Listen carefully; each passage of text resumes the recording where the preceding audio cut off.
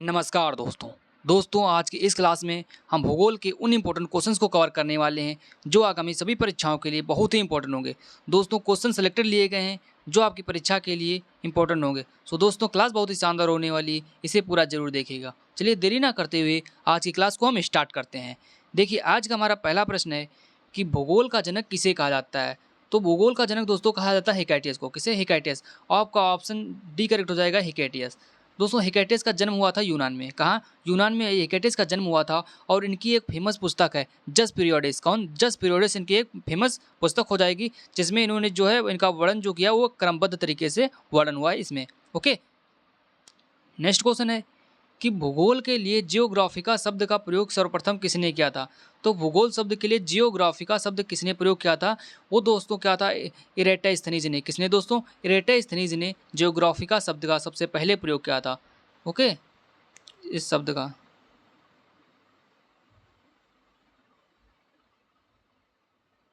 Okay, किसने किया था? का इरेटोस्थनीज ने किया था।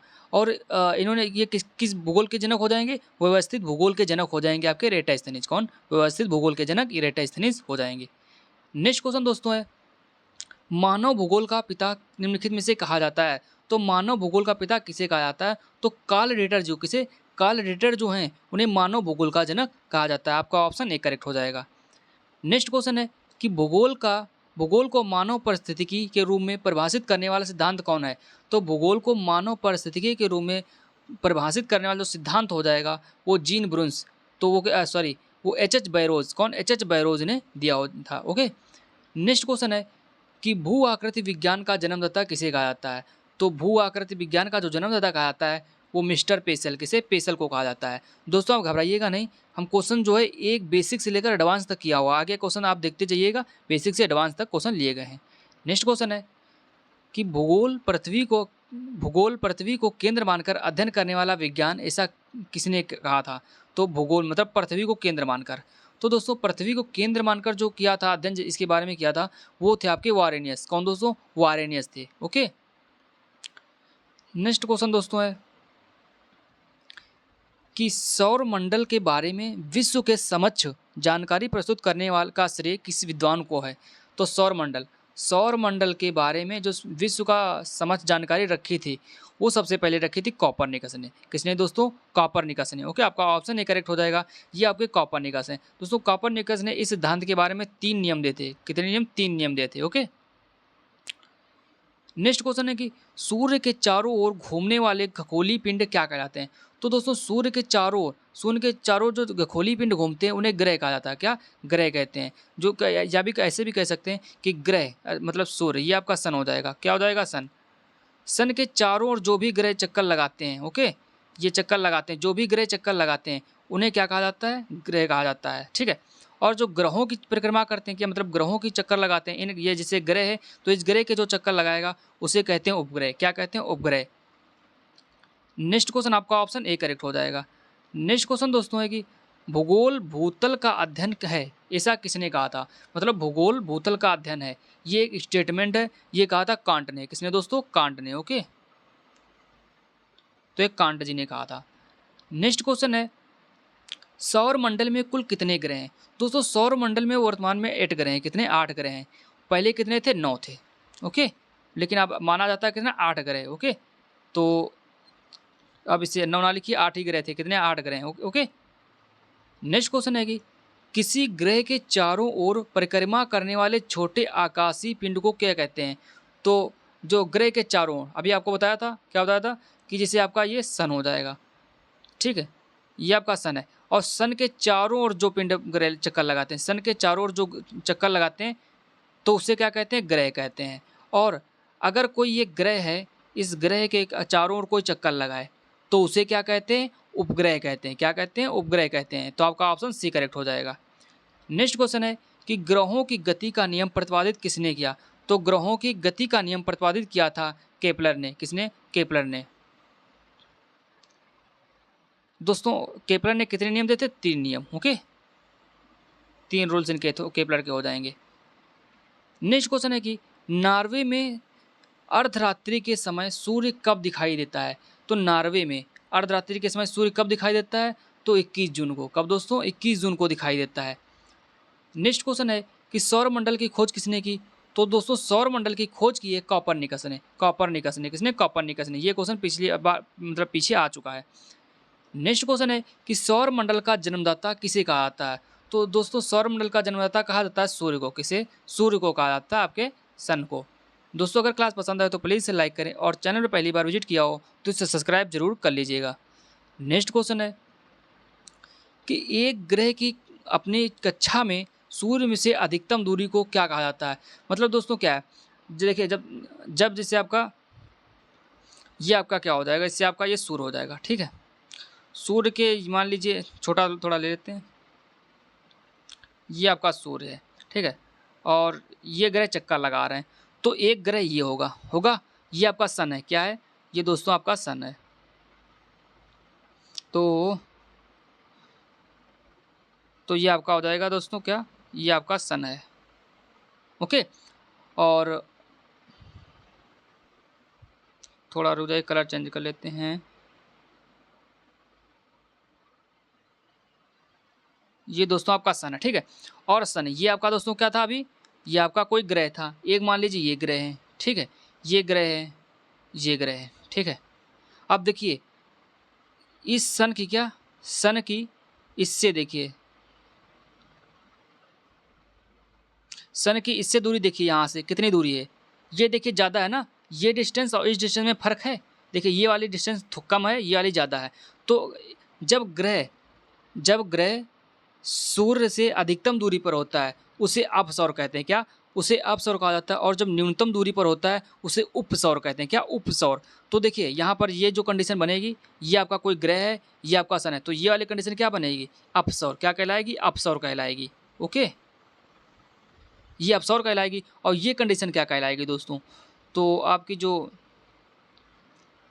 ये कंडीशन आपकी कहलाएगी क्या? ये वाली कंडीशन आपकी कहलाएगी उपसौर। क्या दोस्तों? उपसौर। ओके, ये आप देख लेना, थोड़ा गंदा हो गया है, ठीक है।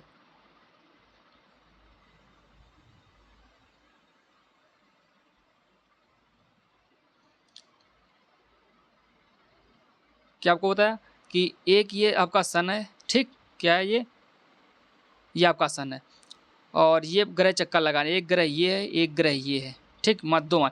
तो ये अधिकतम जब ग्रह और सूर्य के बीच की जब डिस्टेंस अधिकतम हो तो उसे अपसौर कहते हैं, और जब ग्रह और सूर्य के बीच की दूरी न्यूनतम हो तो उसे उपसौर कहते हैं। क्या? उपसौर कहते हैं। ओके, आपको देखिए यही इस फिगर में यही दिखाया गया है। देखिए ये आपका कितना है, ये देखिए, ठीक है, ये आपका उपसौर की कंडीशन है और ये आपकी अपसौर की कंडीशन है। किसकी दोस्तों? अपसौर की कंडीशन है। ओके, और ऐसी कंडीशन कब आती है? अधिक सूर्य और क्या, सूर्य और चंद्रमा, सूर्य और ग्रह के बीच की अधिकतम दूरी कब होती है? 3 जुलाई को दोस्तों। कब होती है? 3 जुलाई को। इसे नोट कर लेना। और सूर्य और ग्रह के बीच की अधिकतम न्यूनतम दूरी कब होती है? 3 जनवरी। कब दोस्तों? 3 जनवरी। ओके, तो ये नोट कर लेना। नेक्स्ट क्वेश्चन, तो इसका मतलब क्या हो, इसका आंसर क्या हो जाएगा? आपका अपसौर हो जाएगा। नेक्स्ट क्वेश्चन दोस्तों है कि एक ग्रह की अपनी कक्षा में सूर्य से न्यूनतम दूरी को क्या कहा जाता है? अभी बताया कि न्यूनतम अगर होगा तो उपसौर, अधिकतम होगा तो अपसौर, ठीक है। ये देखिए ये वाली कंडीशन आपकी आप उपसौर की हो जाएगी। ओके, ऐसा दिन कौन सा आता है? ऐसा दिन कौन सा आता है दोस्तों? वो आपका होता है 3 जनवरी। कब? 3 जनवरी। दोस्तों एक कंडीशन इसी में मैं आपको और बताना चाहता हूँ। देखिए एक कंडीशन और आपकी आती है कि, देखिए उसको मैं बता दे रहा हूँ। कंडीशन ये है दोस्तों, जब सूर्य, देखिए जब दिन और रात बराबर हो। क्या? अब वो दिन और रात बराबर कब होंगे? जब किसी ग्रह की सूर्य से दूरी जो होगी बराबर होगी। देखिए ये आपका है ये, ठीक, ये ग्रह, तो इनकी डिस्टेंस देखिए सेम है, ठीक है, ये डिस्टेंस सेम है। तो जब सूर्य और ग्रह की डिस्टेंस सेम होगी तो इसका मतलब क्या? दिन और रात जब बराबर होंगे। क्या? दिन और रात बराबर होंगे, दिन और रात बराबर होंगे, तो ऐसे दिन को क्या कहते हैं? विषुव दिन। क्या कहते हैं? विषुव दिन कहा जाता है। और विषुव दिन किसकी तिथि को पड़ता है? एक तो 21 मार्च को। कब? 21 मार्च को विषुव दिन पड़ता है, और 23 सितंबर को। कब दोस्तों? 21 मार्च और 23 सितंबर को आपका विषुव दिन पड़ता है, ठीक है। इंपॉर्टेंट क्वेश्चन ये बन सकते हैं। नेक्स्ट क्वेश्चन देखिए, नेक्स्ट कि अंतरिक्ष में कुल कितने तारामंडल हैं? तो दोस्तों अंतरिक्ष में कुल 89 कितने? 89, तो आपका 89 हो जाएंगी। आपका करेक्ट आंसर डी हो जाएगा। नेक्स्ट क्वेश्चन है कि पार्थिव ग्रहों की संख्या कितनी है? तो दोस्तों जो पार्थिव ग्रहों की संख्या है वो आपकी है 4। कितनी? 4 हो जाएगी। नेक्स्ट क्वेश्चन है कि ब्रह्मांड में विस्फोटी तारा कहलाती है। तो ब्रह्मांड में जो विस्फोटी तारा है वो अभिनव तारा कहलाती है। क्या दोस्तों? अभिनव तारा कहलाती है। आपका ऑप्शन बी करेक्ट हो जाएगा। नेक्स्ट है कि निम्नलिखित में से कौन एक तारा है? तो सूर्य जो है, क्या सूर्य एक आपका तारा हो जाएगा। ओके, आपको पता है कि पृथ्वी, क्या पृथ्वी, शुक्र, चंद्रमा, बृहस्पति, शनि, अरुण, वरुण, ये आपके क्या हो जाएंगे? नेपच्यून, ये आपके क्या हो जाएंगे दोस्तों? ये आपके ग्रह हो जाएंगे। क्या ग्रह? ग्रह अभी आपको पता है कितने होते हैं? 8 होते हैं। ग्रह होते क्या है? जो सूर्य की परिक्रमा, क्या जो सूर्य की परिक्रमा करे उसे ग्रह कहते हैं, और जो ग्रहों की परिक्रमा करे उसे उपग्रह कहते हैं। ठीक है, तो आपका सूर्य क्या है? एक तारा है, और आपके पृथ्वी, शुक्र और चंद्रमा आपके क्या हो जाएंगे? आपके ग्रह हो जाएंगे। ओके, नेक्स्ट क्वेश्चन है कि सूर्य प्रकाश धरती तक पहुंचने में कितने मिनट लेता है? तो सूर्य का प्रकाश जो है पृथ्वी तक पहुंचने में लेता है 8.3। कितना? 8.3 मिनट। ओके, नेक्स्ट क्वेश्चन है कि सूर्य के सबसे दूर कौन सा ग्रह है? तो सूर्य के सबसे दूर कौन सा ग्रह? वरुण। कौन सा दोस्तों? सूर्य का सबसे दूर जो ग्रह हो जाएगा वो आपका वरुण हो जाएगा। नेक्स्ट क्वेश्चन है कि कौन सा ग्रह सूर्य के सबसे निकट है? तो दोस्तों बुध। कौन सा? बुध जो है वो सूर्य के सबसे निकटतम है। ठीक है, देखिए सबसे दूर कौन सा हो जाएगा? आपका वरुण। अभी बताया कि सूर्य के सबसे दूर कौन सा हो जाएगा, वो आपका वरुण हो जाएगा। आप लिख लिख के प्रैक्टिस कीजिएगा, याद हो जाएगा वरुण। ठीक, और सबसे नज़दीक कौन सा है? तो नज़दीक आपका दोस्तों बुध हो जाएगा। कौन सा? बुध। ओके, और सबसे गर्म तारा कौन सा हो जाएगा दोस्तों? आपको पता है शुक्र हो जाएगा। कौन सा? शुक्र सबसे आपका जो हो जाएगा गर्म तारा हो जाएगा। नेक्स्ट क्वेश्चन है कि किस ग्रह में चंद्रमा की तरह कलाएं होती हैं? तो चंद्रमा की तरह जो कलाएं होती हैं वो बुध ग्रह में, किसमें दोस्तों? बुध ग्रह में होती हैं। बुध शुक्र का एक चक्कर लगाने में कितना समय लेता है? क्या मतलब दोस्तों? जो बुध है, बुध, ठीक है, बुध जो शुक्र का एक चक्कर लगाने, ये आपका सूर्य है, क्या सूर्य, सन, ठीक है, और इसका जो बुध एक चक्कर लगाएगा, ठीक है, ये आपका बुध है, तो ये बुध एक चक्कर लगाने में कितना समय लेता है? तो आपके 88 दिन। कितने दोस्तों? 88 डेज लेता है। ओके, आपके 88 दिन। नेक्स्ट क्वेश्चन कि सौर मंडल का अत्यधिक तीव्र ग्रह कौन सा है? तो सौर मंडल का अत्यधिक तीव्र ग्रह आपका बुध हो जाएगा। कौन सा? बुध हो जाएगा। नेक्स्ट क्वेश्चन है कि निम्नलिखित में से किस ग्रह को पृथ्वी की बहन कहा जाता है? दोस्तों पृथ्वी की भगिनी, क्या पृथ्वी की भगिनी, भगिनी कहें या बहन कहें, ठीक है, भगिनी या बहन कहें, तो ये आपका ग्रह हो जाएगा सूर्य। क्या सूर्य? पृथ्वी की भगिनी और या बहन कहें तो वो आपका ग्रह हो जाएगा शुक्र। नेक्स्ट है कि दो ग्रह जिनके उपग्रह नहीं हैं। तो दोस्तों ऐसे आपके कितने, आपको ग्रह कितने बताए? 8 ग्रह। ठीक है, इसमें से 2 ग्रह ऐसे हैं जिनके पास कोई उपग्रह नहीं है। क्या? इनके पास कोई उपग्रह नहीं है। ठीक है, इनके पास कोई उपग्रह नहीं है, तो आपके हो जाएंगे बुध और शुक्र। कौन से? बुध और शुक्र। नेक्स्ट क्वेश्चन है कि किस ग्रह को शाम का तारा कहा जाता है? शाम का तारा कहें या सांझ का तारा? क्या दोस्तों? शाम का तारा या सांझ का तारा। ओके, सांझ का तारा। तो ये आपका कौन सा हो जाएगा? शुक्र। शुक्र को अभी बताया, सांझ का तारा या भोर का तारा, सांझ का तारा या शाम का तारा, आपका शुक्र को आया था। और पृथ्वी की भगनी, क्या पृथ्वी के भी क्वेश्चन आया था आपका? पृथ्वी की भगनी, पृथ्वी की भगनी या पृथ्वी की बहन, शाम का तारा या सांझ का तारा या भोर का तारा, आपका शुक्र कहलाता है। क्या दोस्तों? शुक्र कहलाता है। ओके, ये क्वेश्चन फिर आता शुक्र हो जाएगा। नेक्स्ट क्वेश्चन है कि यूरोपवासी किस ग्रह की पूजा देवी के रूप में करते हैं? तो जो यूरोपवासी हैं, ठीक है, कौन? यूरोपियन जो है, जो यूरोपियन हैं वो किस ग्रह की पूजा देवी के रूप में करते हैं? तो शुक्र। कौन सा? शुक्र। ठीक है, आपको पता होगा, देखिए ये आपका दोस्तों यूरोप यहाँ पे है, ये यूरोप है। ठीक है, जो यूरोप वाले हैं ये आपके शुक्र की जो है पूजा करते हैं एक देवी के रूप में। नेक्स्ट क्वेश्चन है कि पृथ्वी की उपसौर स्थिति किस महीने में होती है?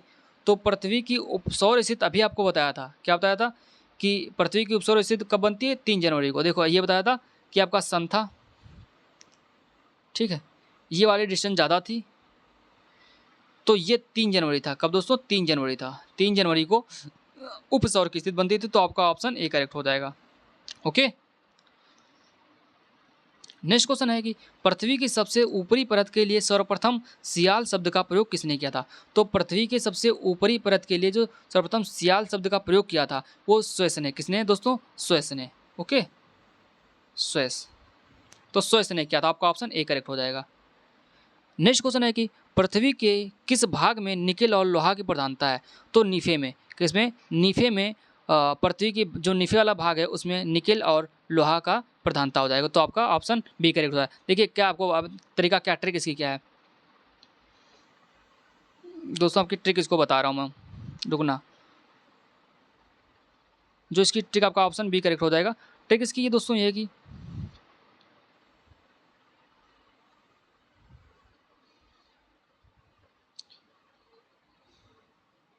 ये आपका क्या हो जाएगा दोस्तों, ये आपका सियाल, ठीक है। और फिर सीमा निफे, निफे। तो देखिए दोस्तों सियाल, तो सियाल ये आपकी सियाल परत हो जाएगी, ठीक है। सियाल में कौन कौन से हो जाएंगे? देखिए सियाल में, देखिए हमने इसको इंग्लिश में लिख दिया सीआई। एसआई का मतलब सिलिकॉन, क्या? सिलिकॉन। एएल का मतलब एल्यूमिनियम, ठीक है। ये इसके जो ठीक है, सियाल और एल्यूमिनियम, मतलब सियाल में क्या होता है, हो जाएगी प्रधानता सिलिकॉन और एल्यूमिनियम की। और दोस्तों आपकी निफे में, किसमें? निफे वाली जो परत हो जाएगी उसमें निकिल और फी का मतलब क्या होता है? आयरन, ठीक है। आयरन, आयरन का मतलब लोहा। तो निकिल और लोहा की प्रधानता हो जाएगी आपकी निफे, निफे में। ओके, तो इस तरीके से इसको याद रख सकते हैं। नेक्स्ट क्वेश्चन है कि भूपृष्ठ की किस परत में बेसाल्ट चट्टानों की आवश्यकता है? तो किस में बेसाल्ट चट्टानों की आवश्यकता है? तो सीमा में। किसमें दोस्तों? सीमा में। अभी आपको बताया था ना, ये सियाल थी, ये सीमा और ये वाली निफी हो जाएगी। ओके। नेक्स्ट क्वेश्चन है कि पृथ्वी की आंतरिक संरचना के संबंध में महत्वपूर्ण जानकारी का स्रोत क्या है? तो भूकंप विज्ञान। कहाँ दोस्तों? भूकंप विज्ञान। नेक्स्ट क्वेश्चन है कि पृथ्वी के कुल द्रव्यमान का लगभग कितना प्रतिशत मेंटल में पाया जाता है? तो 68%। कितना दोस्तों? 68% जो है मेंटल में पाया जाता है। तो दोस्तों अगर क्लास पसंद है तो प्लीज़ से लाइक कर दीजिएगा और चैनल को सब्सक्राइब कीजिएगा, अपने दोस्तों में शेयर जरूर कर दीजिएगा दोस्तों। नेक्स्ट क्वेश्चन है कि स्थल मंडल का विस्तार कितने किलोमीटर की गहराई तक है? तो स्थल मंडल का जो विस्तार है वो आपके 100 किलोमीटर। कितना दोस्तों? 100 किलोमीटर तक विस्तार हो जाएगा आपका स्थल मंडल का। नेक्स्ट क्वेश्चन है कि पृथ्वी के भूपर्वटी में कौन सा तत्व प्रचुर मात्रा में पाया जाता है? तो पृथ्वी की जो भूपर्वटी अभी आपको बताता सियाल सीमा निफे, सियाल सीमा निफे। तो इसमें जो अधिकतम मात्रा में पाया जाता है वो एल्यूमिनियम। क्या दोस्तों? एल्यूमिनियम पाया जाता है। नेक्स्ट क्वेश्चन है कि पृथ्वी के धरातल के कितने प्रतिशत भाग पर महाद्वीपों का विस्तार पाया जाता है? तो 29%। कितना? लगभग 29.2%। ओके, इतने परसेंट भाग पे जो है महाद्वीपों का विस्तार है। ओके, बाकी में क्या है दोस्तों? जल है। महाद्वीप कितने हैं दोस्तों? टोटल कितने महाद्वीप हैं? आपको महाद्वीपों के बारे में बताऊं तो टोटल आपके महाद्वीप हो जाएंगे, तो दोस्तों आपका करेक्ट आंसर हो जाएगा सी। तो महाद्वीप कितने हैं दोस्तों? 6 या 7, क्या बताइएगा? तो महाद्वीप आपका देखिए सबसे बड़ा कौन सा हो जाएगा? Africa, Asia. कौन सा सबसे बड़ा? एशिया हो जाएगा। ओके, फिर आपका अफ्रीका, क्या? अफ्रीका। उसके बाद में दोस्तों आपका नॉर्थ अमेरिका, क्या? North America. फिर दोस्तों क्या हो जाएगा? साउथ अमेरिका, ठीक है। इसके बाद में आपका साउथ अमेरिका। फिर दोस्तों आपका क्या हो जाएगा? अंटार्कटिका, क्या? अंटार्कटिका। ओके, अंटार्कटिका हो जाएगा। उसके बाद में कितना, कौन सा हो जाएगा? उसके बाद में दोस्तों आपका यूरोप हो जाएगा। क्या हो जाएगा? यूरोप हो जाएगा। उसके बाद में आपका ऑस्ट्रेलिया। तो देखिए पहला सबसे बड़ा कौन सा था? एशिया था। फिर अफ्रीका। फिर उसके बाद में कौन था दोस्तों? आपका नॉर्थ अमेरिका। उसके बाद में था आपका साउथ अमेरिका। फिर था आपका अंटार्कटिका, यूरोप एंड ऑस्ट्रेलिया। सबसे बड़ा कौन सा हो जाएगा दोस्तों? सबसे बड़ा आपका जो हो जाएगा वो आपका सबसे बड़ा एशिया है। कौन सा? सबसे बड़ा एशिया है। और सबसे छोटा कौन सा? वो ऑस्ट्रेलिया है। कौन सा दोस्तों? ऑस्ट्रेलिया आपका सबसे छोटा महाद्वीप हो जाएगा। टोटल महाद्वीप 1 2 3 4 5 6 7 हो जाएंगे। ओके, सबसे बड़ा एशिया, सबसे छोटा ऑस्ट्रेलिया। सेकंड कौन सा हो जाएगा? सेकंड लार्जेस्ट हो जाएगा आपका अफ्रीका। कौन सा दोस्तों? अफ्रीका। तो इसे देख लेना आप। नेक्स्ट क्वेश्चन है कि नेक्स्ट क्वेश्चन दोस्तों है कि पृथ्वी ग्रह की संरचना में प्रवार के नीचे क्रोड निम्नलिखित में से किस भाग से एक बना हुआ था? किस भाग में से किस एक से बना है? तो लौह। कैसे? लोहा से दोस्तों, आयरन, एफी से। ओके, आपका एफी आयरन से जो है क्रोड बना हुआ है। नेक्स्ट क्वेश्चन कि पृथ्वी की 3 सेकेंडरी परतों में से ऊपर से दूसरी परत का नाम क्या है? तो अभी आपको बताया, क्या बताया? सियाल, सियाल, सीमा, निफे। तो आपको ट्रिक भी बता दिए थे कि ठीक है, देख लें, सियाल, सीमा, निफे। ओके, तो सबसे ऊपर सीमा। नेक्स्ट क्वेश्चन है कुल अक्षांशों की संख्या कितनी है। तो दोस्तों अक्षांश होते हैं क्या है, क्या अक्षांश होते हैं। देखिए ये आपकी जो विषुवत रेखा होती है, ठीक है, ये आपकी देखिए हम मैं इसमें लेके आए तो ये आपका देखिए ये अर्थ ग्लोब हो जाएगा, क्या ग्लोब हो जाएगा। ये आपकी विषुवत रेखा कौन सी दोस्तों, ये आपकी विषुवत रेखा है। विषुवत रेखा किसे कहते हैं, 0 डिग्री। 0 डिग्री अक्षांश जो होता है 0 डिग्री उसे कहते हैं विषुवत रेखा।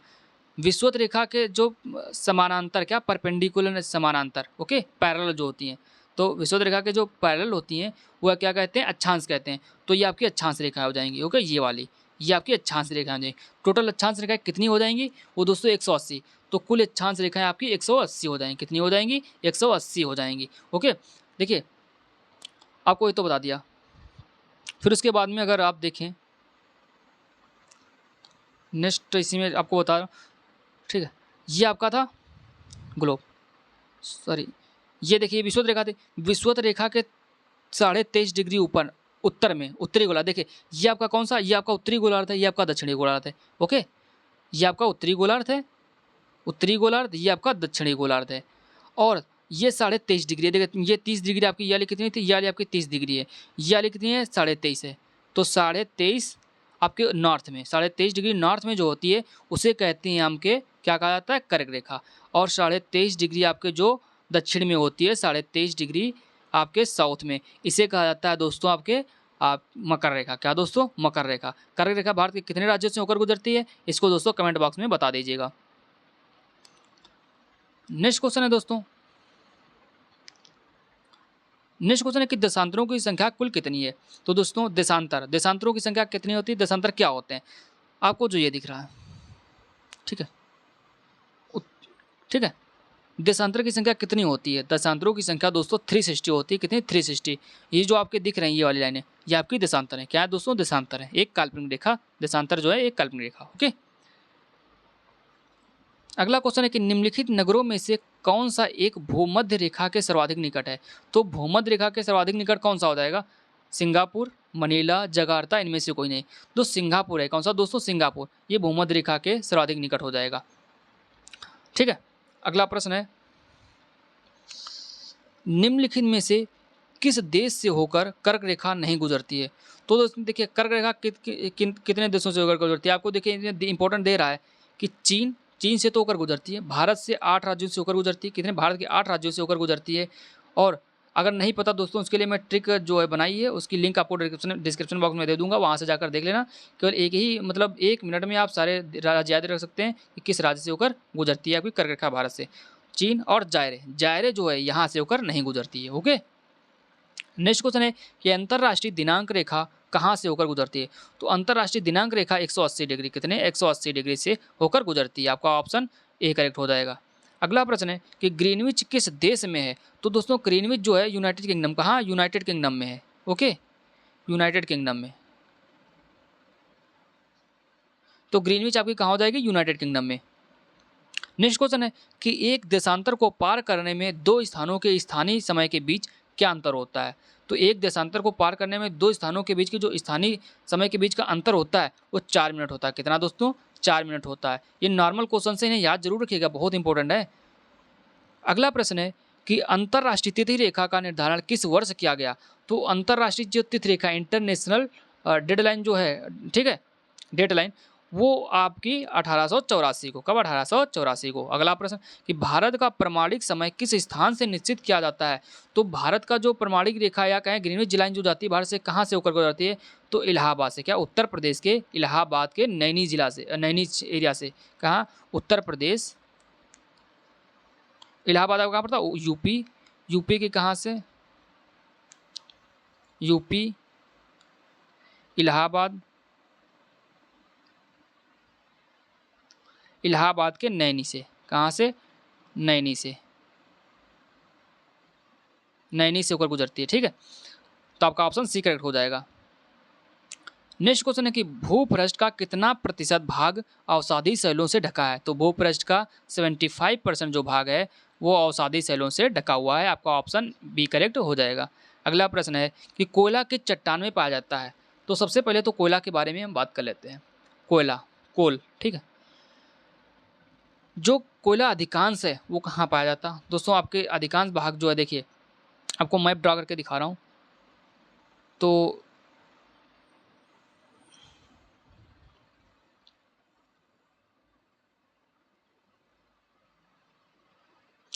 दोस्तों ये आपका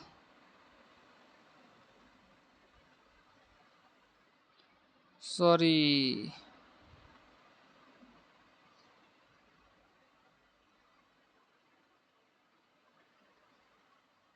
ठीक है।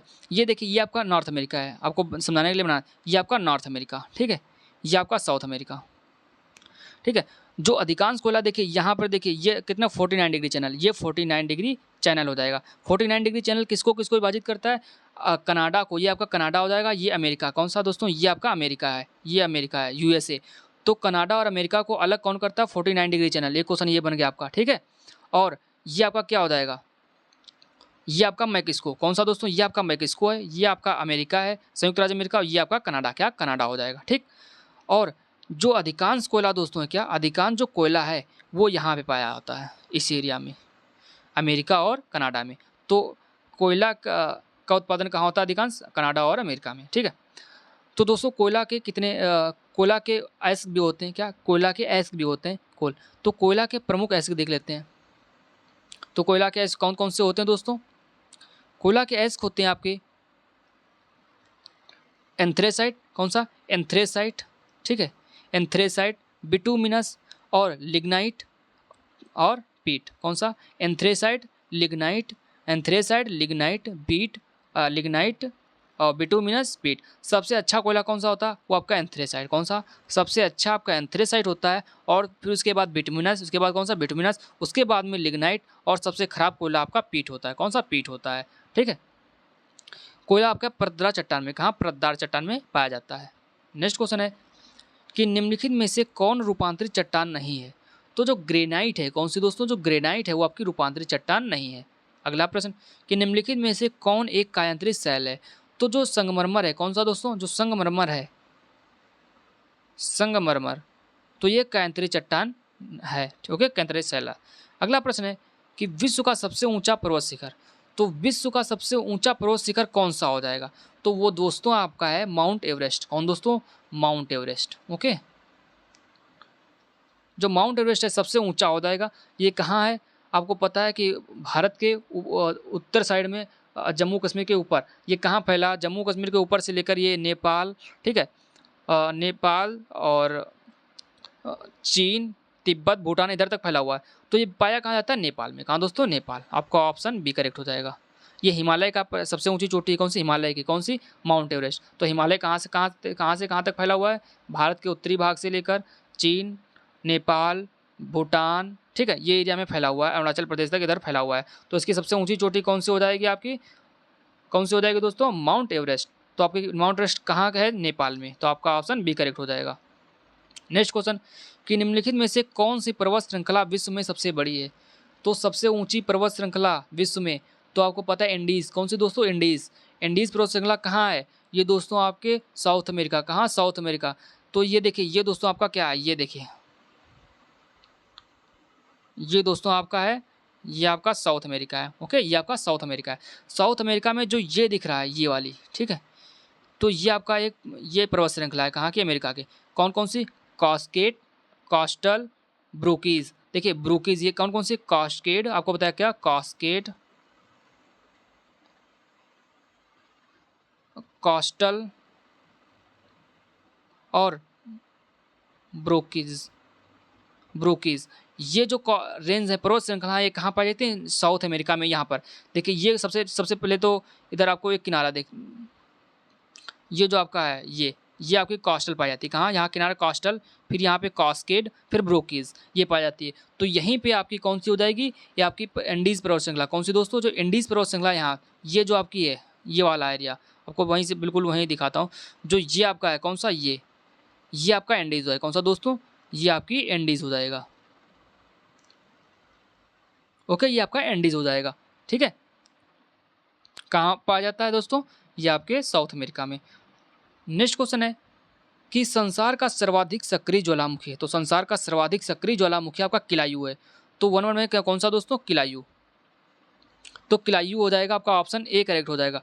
ये कहाँ पाया जाता है, तो ये दोस्तों आपका हवाई, कौन, हवाई, नॉर्थ अमेरिका का नॉर्थ अमेरिका जो आपका महाद्वीप है, कौन सा, नॉर्थ अमेरिका कंटिनेंट, जो महाद्वीप है, कॉन्टिनेंट, तो उसमें आपका यूएसए, क्या यूएसए का जो 50वां जिला है, तो आपको थोड़ा बता देता हूँ। देखिए ये आपका नॉर्थ अमेरिका का, जैसे आपको बताया पहले थोड़ा, ठीक है।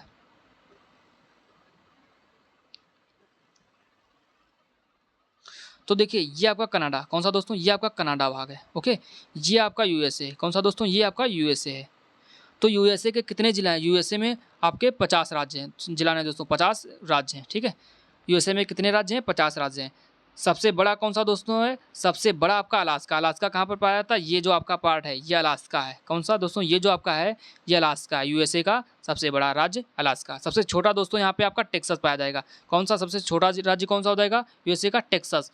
और इसका दोस्तों 49वां कौन सा, यूएसए का जो 49वां राज्य है ये 49वां राज्य है। कौन सा, 49वां राज्य आपका अलास्का 49वां राज्य है। और 50वां कौन सा है, 50वां दोस्तों आपका यहाँ पे हवाई, कहाँ, यहाँ पे आपका हवाई है, ओके हवाई। यहाँ पर 50वां राज्य हवाई है। और हवाई में ही दोस्तों आपका पाया जाता है किलायू, कौन सी, किलायू ज्वालामुखी, कहाँ, हवाई में, ओके। तो आपको दिख रहा होगा, ये देखिए थोड़ा इसको मिटा देता हूँ फिर दिखाता हूँ। तो आपको दोस्तों दिख रहा होगा, ये देखिए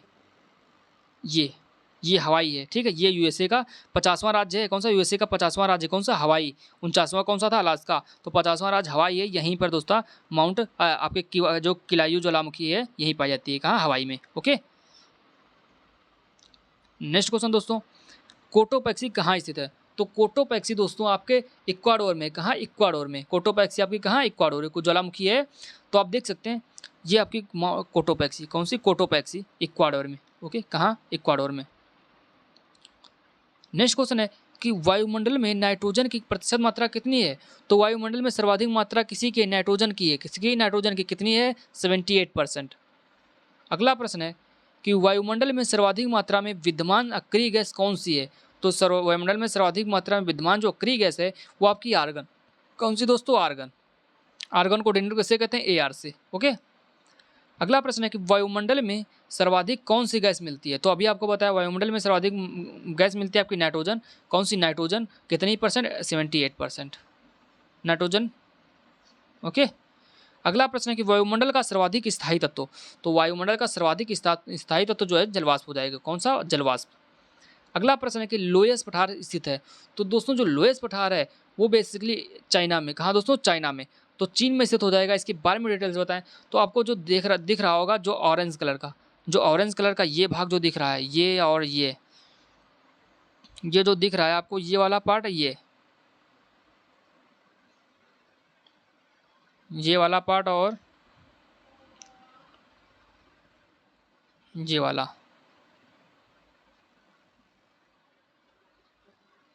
तो दोस्तों ये कौन सा है आपका, ये जो दोस्तों है ये आपका लोएस्ट पठार है, का इतने में आपका लोएस्ट पठार फैला हुआ है, ठीक है। और आपको यहीं पर सैंडी, जो देखिए सैंडी जो मरुस्थल है, कौन सा, सैंडी मरुस्थल, गोबी का मरुस्थल। आपको सैंडी मरुस्थल बता देता हूँ, सैंडी मरुस्थल जो है वो चीन में ही पाया जाता है, कौन सा, चीन में। और जो आपका गोबी मरुस्थल है वो चीन और मंगोलिया के सीमा पर, क्या, चीन और मंगोलिया के सीमा पर, या चीन कह सकते हैं, मंगोलिया कह सकते हैं, चीन या मंगोलिया के सीमा पर आता है आपका गोबी मरुस्थल, ठीक है। फेमस मरुस्थल है, याद रखना। तो देखिए जो आपका ये हरा हरा दिख रहा है, ये वाला, ये ग्रीन ग्रीन, ये वाला पार्ट जो ये आपका है, ठीक है, ये वाला, ये आपका एरिया जो दिख रहा है, ये वाला थोड़ा थोड़ा ये तो ये आपका दोस्तों है सैंडी, कौन सा, सैंडी मरुस्थल, ठीक है। और अब यहीं पर देखिए गोबी का मरुस्थल कहाँ पे, आपको बताया ना, चीन और मंगोलिया के सीमा पर। तो आप देख सकते हैं, दिख रहा होगा आपको, ये देखिए गोबी डिजर्ट दिख रहा होगा, ये जो बूंदी बूंदी रखी है ऑरेंज, ये आपका गोबी डिजर्ट है। ये कौन सी दोस्तों, ये देखिए आपकी किसकी सीमा है दोस्तों, ये आपकी है चीन और मंगोलिया की सीमा। ये आपका मंगोलिया है, ये जो आपका मंगोलिया है, और ये आपका चीन है। तो चीन और मंगोलिया की सीमा पर कौन सा हो जाएगा, गोबी मरुस्थल हो जाएगा। और दोस्तों जो आपका ब्लैक ब्लैक ये दिख रहा है, ये दोस्तों आपके माउंटेन्स, कहाँ के, अमेरिका के, सॉरी अमेरिका नहीं, चीन के माउंटेन्स हो जाएगी, ठीक है। दोस्तों ऐसी क्लास पढ़ने के लिए हमारे चैनल को सब्सक्राइब कर लीजिएगा और बेल आइकन घंटी को जरूर प्रेस कर दीजिएगा। अगर क्लास की नेक्स्ट क्लास चाहिए तो दोस्तों कमेंट बॉक्स में जरूर बताइएगा। पृथ्वी के वायुमंडल का कितना प्रतिशत भाग 29 किलोमीटर की ऊंचाई तक पाया जाता है। तो 97, कितना दोस्तों, 97, ओके, 97 आपका ऑप्शन डी करेक्ट हो जाएगा। अगला प्रश्न है कि मेघ गर्जन वायुमंडल के किस परत में होता है? तो मेघ गर्जन वायुमंडल की होती है आपकी क्षोभ मंडल में। कौन सी ऐसी जो घटनाएं हैं मेघ का गर्जन, बारिश होना किस मंडल से होती है? आपके क्षोभ मंडल से। आपका ऑप्शन बी करेक्ट हो जाएगा दोस्तों। ठीक है, आपको थोड़ा दिखा दें, मैप में लेकर आया हूँ, मैप में दिखाता हूँ आपको। तो दोस्तों ये देखिए, ये आपकी पृथ्वी, क्या पृथ्वी, ये आपको दिख रहा होगा क्षोभ मंडल। कौन सा दोस्तों? ये आपका क्षोभ मंडल है। क्षोभ मंडल के ऊपर कौन सा? समताप मंडल। ये आपका क्षोभ मंडल, क्षोभ मंडल के ऊपर समताप मंडल, समताप मंडल के ऊपर मध्य मंडल, मध्य मंडल के मध्य आयन मंडल। कौन सा? आयन मंडल। फिर उसके बाद बहिर्मंडल। कौन सा? बहिर्मंडल। क्षोभ मंडल, समताप मंडल, मध्य मंडल, आयन मंडल, बहिर्मंडल। ठीक है ना, याद रखना अच्छे से, इनका क्रम पूछा जाता है। तो ये घटनाएं होती हैं, बारिश की घटनाएं, ये कहाँ से होती है? क्षोभ मंडल से। आपको दिख रहा होगा क्षोभ मंडल से होती है। कहाँ से? क्षोभ मंडल से होती हैं। और दोस्तों ताप और समान होता है और मौसमी घटनाएं होती हैं समताप मंडल। ठीक है, आप इसे देख सकते हैं। और जो दोस्तों रेडियो तरंगे, कौन सी? रेडियो तरंग जो होती हैं वो किस में होती हैं? वो आयन मंडल में। रेडियो तरंगे जो होती हैं वो आपके आयन मंडल में। कहाँ दोस्तों? आयन मंडल में होती हैं। अगला प्रश्न है कि सूर्य की तीव्र किरणों द्वारा झुलसने से वायुमंडल की कौन सी गैस हमारी रक्षा करती है? तो ओजोन। कौन सी दोस्तों? ओजोन। आपका ऑप्शन बी करेक्ट हो जाएगा। अगला प्रश्न है कि शांत पेटी किस रेखा के दोनों ओर पाई जाती है? तो दोस्तों मैप लेकर आया हूँ। शांत जो घाटी है, शांत पेटी जो कितनी कहाँ पाई जाती है? वो आपके भूमध्य रेखा जो है, भूमध्य रेखा, इक्वेटर, भूमध्य रेखा के दोनों तरफ पाई जाती है। तो आपकी ये देखिए, ये आपको बताया क्या? भूमध्य रेखा है। ये भूमध्य रेखा आपकी है और ये इसके दोनों तरफ जो पाई जाती है ये आपकी शांत पेटी होती है। कौन सी? शांत पेटी होती है। तो आपका ऑप्शन बी करेक्ट हो जाएगा दोस्तों। अभी आपको बताया था, अभी आपको क्या बताया था मैंने, तो उससे थोड़ा देख लेते हैं। आपको ये बताया था कि देखिए भूमध्य रेखा के उत्तर में, ये देखिए उत्तर में, उत्तर से ये उत्तरी गोलार्ध है। ठीक, कौन सा? उत्तरी गोलार्ध है। ये आपका दक्षिणी गोलार्ध है। भूमध्य सागर के उत्तर में 23.5 डिग्री उत्तर तो आपका क्या कहलाता है? कर्क रेखा कहलाता है। और 23.5 डिग्री दक्षिण वो आपका मकर रेखा कहलाता है। क्या? मकर रेखा कहलाता है। ठीक है, अगर दोस्तों इसके बारे में फुल क्लास चाहिए कि क्या पवनें कौन सी कहाँ से कहाँ तक चलती हैं, पवनें कैसे चलती हैं, कितने दाब पेटियाँ होती हैं, ठीक है, कितनी दाब पेटियाँ होती हैं और पवनें इधर के इधर क्यों चलती हैं, बारिश मतलब जहाँ बारिश होती है वहाँ बारिश होती है, मरुस्थल कैसे बनते हैं, बारिश क्यों होती है और बारिश कितने प्रकार की होती है, मरुस्थल कितने टाइप के होते हैं, जो विश्व में घास का वितरण है, मैदानी वितरण है, ये कैसे होता है, वृक्ष कहाँ कहाँ पाए जाते हैं, सघन वृक्ष, खुले वृक्ष, ठीक है, ये कहाँ पाए थे, कैसे पाए थे, इस पर अगर डिटेल क्लास चाहिए तो कमेंट बॉक्स में जरूर बताइएगा, उस पर मैं डिटेल क्लास लेकर आऊँगा, आपको बिल्कुल बेसिक से समझाऊंगा। ओके, तभी मैं थोड़ा थोड़ा आपको बता रहा हूँ। देखिए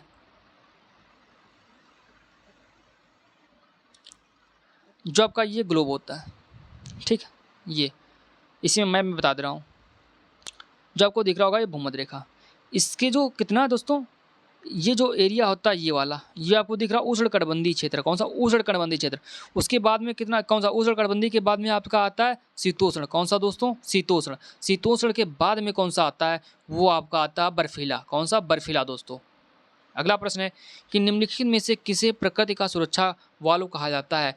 तो ज्वालामुखी को प्रकृति का सुरक्षा वाल्व कहा जाता है। किसे? ज्वालामुखी को, वॉल्केनोज। विश्व का सबसे ऊंचा ज्वालामुखी पर्वत कोटोपैक्सी कहाँ स्थित है? तो विश्व का सबसे ऊंचा ज्वालामुखी कोटोपैक्सी आपका इक्वाडोर। कहाँ दोस्तों? इक्वाडोर में। ओके, आपका ऑप्शन डी करेक्ट हो जाएगा। अगर दोस्तों क्लास पसंद आए तो प्लीज़ इसे लाइक करें और चैनल पर पहली बार विजिट किया तो सब्सक्राइब जरूर कीजिएगा, अपने दोस्तों में शेयर जरूर कीजिएगा दोस्तों, और हमें सपोर्ट जरूर कीजिएगा। Thank you.